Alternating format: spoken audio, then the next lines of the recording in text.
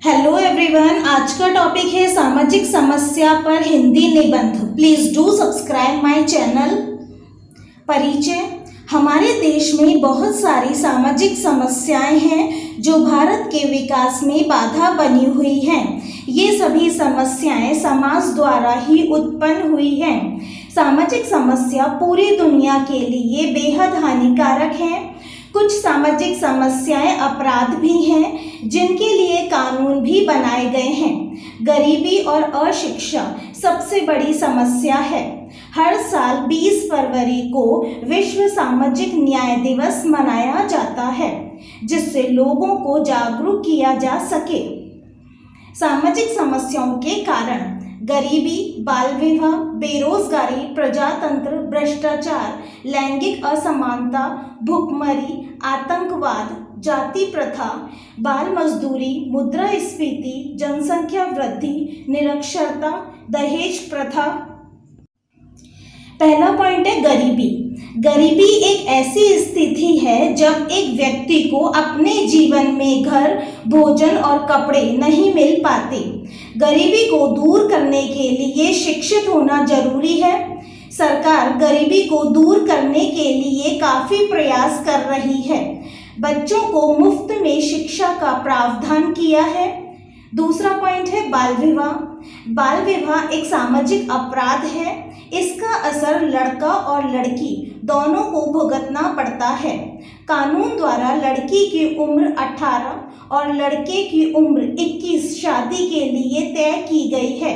कानून ने बाल विवाह को रोकने के लिए सजा भी निर्धारित की है। तीसरा पॉइंट है बेरोजगारी। बेरोजगारी एक बड़ी सामाजिक समस्या है।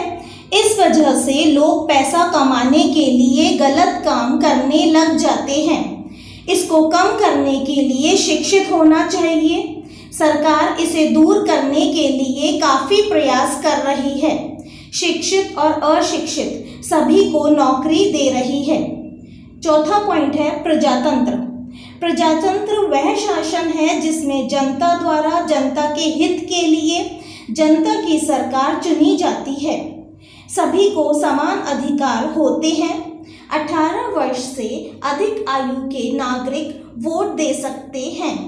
हमारे देश की सरकार लोगों को हित दिलाने के लिए काफी अधिक प्रयास कर रही है। पांचवा पॉइंट है भ्रष्टाचार। जब कोई व्यक्ति न्याय व्यवस्था के मान्य नियमों के विरुद्ध जाकर अपने स्वार्थ को पूरा करने के लिए गलत आचरण करने लगता है, वह भ्रष्टाचारी कहलाता है। देश में बेरोजगारी, गरीबी, लालच की वजह से भ्रष्टाचार हो रहे हैं। इनको रोकने के लिए कई कानून बनाए गए हैं। छठा पॉइंट है लैंगिक असमानता। भारत में लैंगिक असमानता के कई कारण हैं, लेकिन मुख्य कारण गरीबी, लिंग, धर्म और जाति हैं। महिलाओं को कमजोर माना जाता है। वे घर और समाज दोनों जगहों पर शोषण, अपमान और भेदभाव से पीड़ित होती हैं। इसे रोकने के लिए सरकार काफी प्रयास कर रही है। सातवां पॉइंट है भुखमरी।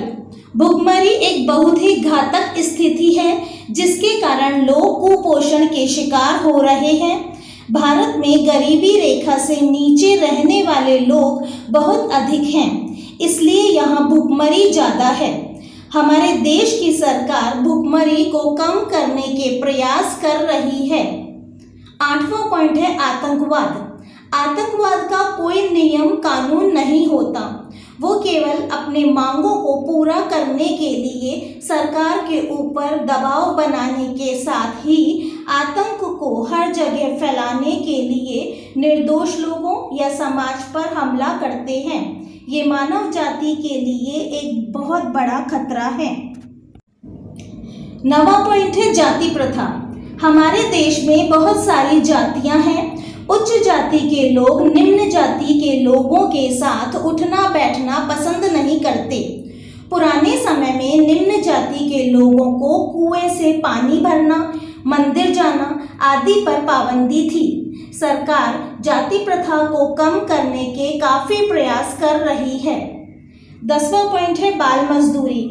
14 वर्ष से कम उम्र के बच्चों से किसी भी स्थान पर काम करवाना अपराध है।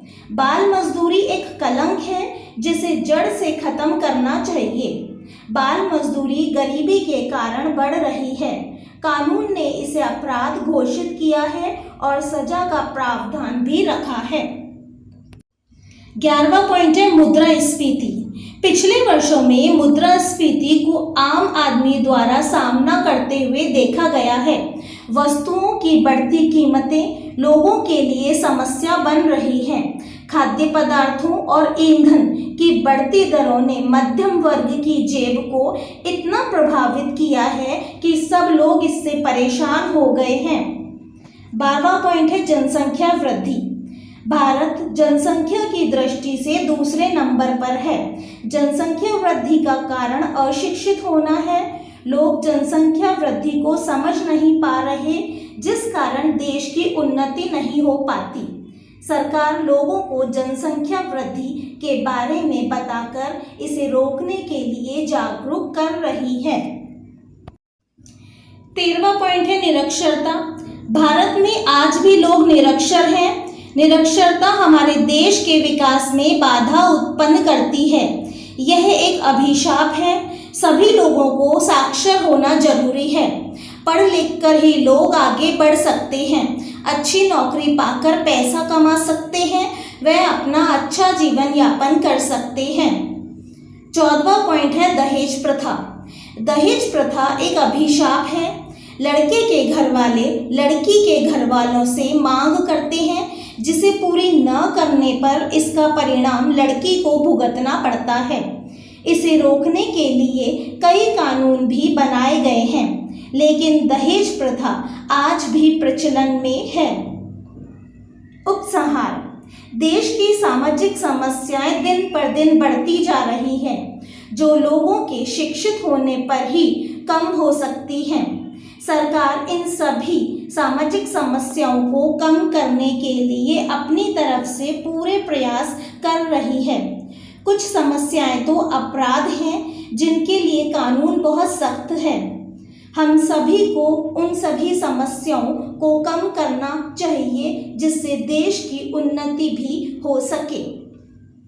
Thanks for watching.